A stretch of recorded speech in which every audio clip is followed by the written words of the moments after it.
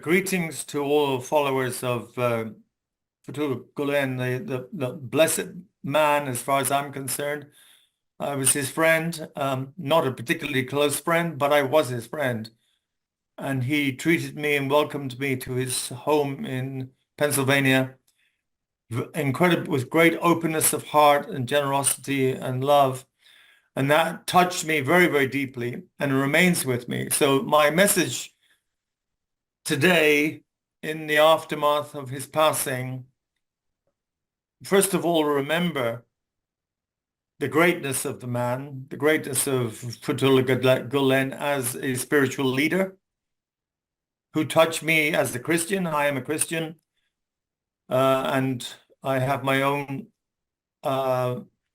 service, but I felt and feel very united, extremely united to Fethullah and his spiritual pathway and his spiritual journey. That Fethullah Gulen was a great leader, a great spiritual leader. He, in his reputation as a spiritual leader, will only continue to rise. It can only get greater. I know at this moment there are voices and organs, outlets of the Turkish state that are saying terrible things about this man. They're all untrue. And according to my faith as a Christian, this only indicates and proves, according to the teaching of Jesus, that you are basically on the right track. When men speak evil of you and speak all kinds of falsehood about you because you are committed to the gospel, then rejoice, as Jesus says, because they treated the prophets of old. And it means to say that you are in the path of a prophet. And rejoice and be glad, because your reward will be great in the kingdom of God, in the kingdom of heaven. So my first thing is to encourage you and to salute Fethullah Gulen in his life and in his passing. And I do so because I know both him and his followers. And the first thing I will mention is knowing him, because I went to visit him about 4 years ago, and I was first welcomed to his prayer session, and it's filled with prayer, it's filled with spiritual prayer, and he asked me to sit beside him.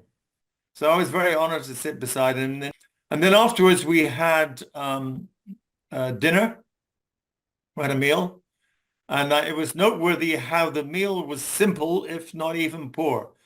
And this was because Fethullah Gulen required everybody, including himself, to eat what his followers were eating, probably in difficult conditions in Turkey, especially those in jail.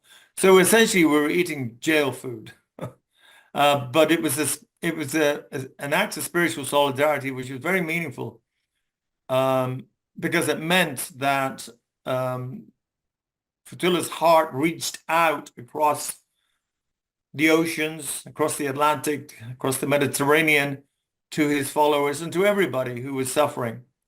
And he's also known, I think, as the weeping teacher, that he wept a lot because he cried tears because of the depth of his sense of his message, of the truth that he was teaching from Islam, but also because of the suffering of the people who followed him. It moved him very, very deeply.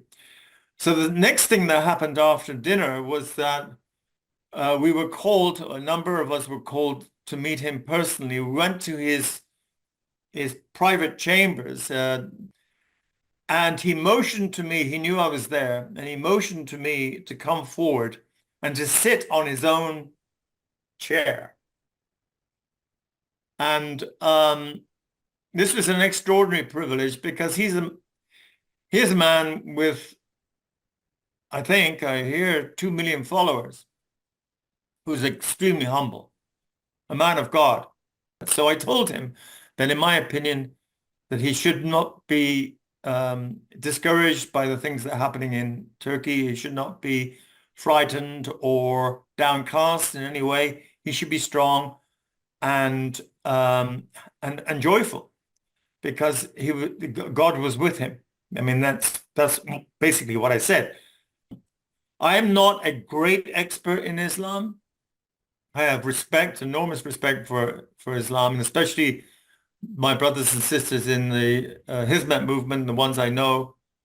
And I thought to myself, well, if they're like this, their leader must be more so. That was always my impression. I never, ever had the slightest suspicion of malpractice of any sort. Totally the contrary from these people, from the followers of Hizmet. And so in my own mind, I was convinced that the propaganda coming out of the Turkish government had to be untrue. So again, my message to all those who feel bereft and are grieving the loss of Fethullah, my message would be the same as I gave to him. Do not fear. Do not be frightened. Do not be discouraged, because God is with you and your reward is great. And I say that as a Christian who has learned from a Muslim. Thank you.